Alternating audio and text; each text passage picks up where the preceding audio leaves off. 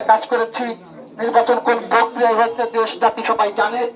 সর্বোপরি কথা হচ্ছে ইসলামী আন্দোলন বাংলাদেশ নির্বাচনের জন্যই তাদের জন্ম হয়নি, তারা কাজ করে যাচ্ছে, নির্বাচন তাদের কাজের একটা অংশ।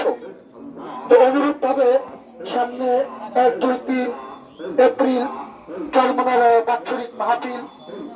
আমাদেরকে একটা জিনিস মনে রাখতে হবে, একটা ক্লাসে যে ছেলে মেয়েরা পড়ে তাদের জন্য ওই উস্তাদের নিয়ম আর নীতি থাকে, কিন্তু যে আমার ক্লাসের ছাত্র না তার ব্যাপারে তো আর আমার নীতি নিয়ম নীতি থাকে না, যে আমি তাকে শাসন করতে পারি না।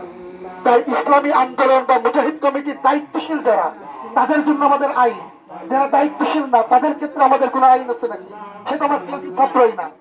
দ্বিতীয় নাম্বার হলো মসজিদে আজান হয়, মুয়াজ্জিন আজান দেয়।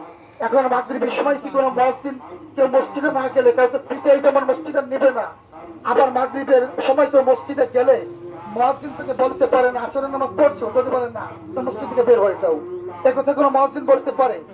ঠিক অনুরূপ ভাবে চরমনার মাহফিলের দাওয়াত দেওয়ার জন্য আমরা হলাম মুয়াজ্জিন।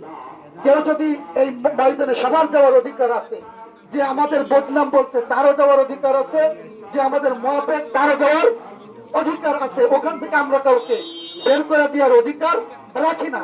তবে হ্যাঁ, তাদেরকে আমরা মূল কোনো দায়িত্বশীল পদে না রাখি, এই ব্যাপারে আমাদেরকে খুব সচেতন হতে হবে।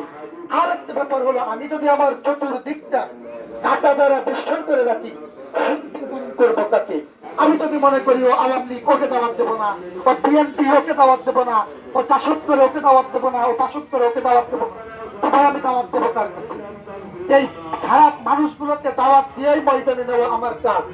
আমি যেন আমার আচরণই কোন ব্যক্তিকে ইসলামী আন্দোলন সংগঠন থেকে আমার কারণে কেউ দূরে সরে না যায়, আমি এত কঠোর হব না যে আমার আচরণে কেউ দূরে সরে যায়। এজন্য আমাদেরকে সংগঠনের দাওয়াত সর্বত্র পৌঁছে দিতে হবে এবং প্রত্যেকটা মানুষকে আমাদের সংগঠনের নীতিমালা আদর্শ প্রত্যেকের কাছে তুলে ধরতে হবে। যাই হোক, আপনারা অত্যন্ত পরিশ্রম করে সুন্দর আয়োজন করার জন্য আবার সকলকে থানা কমিটির পক্ষ থেকে আন্তরিক শুভেচ্ছা এবং অভিনন্দন জানিয়ে আমি আলোচনা শেষ করছি। আসসালামু আলাইকুম রহমতুল্লাহ।